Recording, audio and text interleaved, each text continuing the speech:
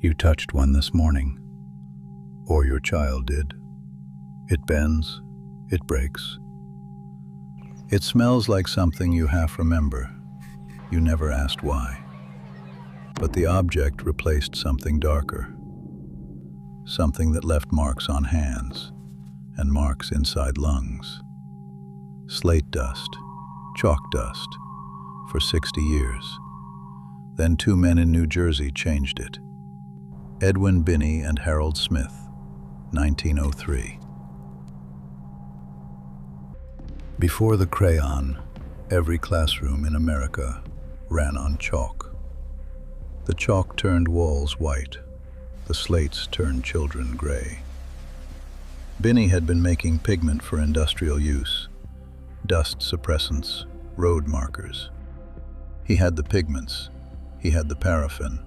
He had every piece. What he needed was a reason. A teacher gave him one. She wrote him a letter. She said, "Give children something that does not make them sick." He had 18 months to build it, 18 months to get it wrong.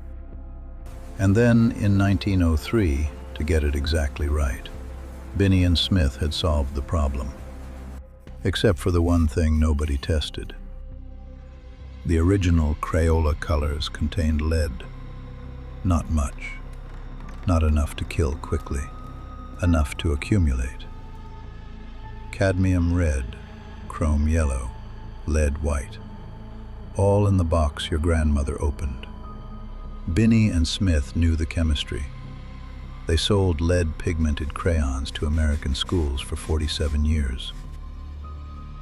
Not until 1950 did they begin replacing lead compounds with safer substitutes. The crayon is still in every classroom. The lead left it, eventually. The name came from Alice Stead Binney, Edwin's wife. She combined the French clay, chalk, with ola, oily. 8 colors in the first box, 96 by 1993.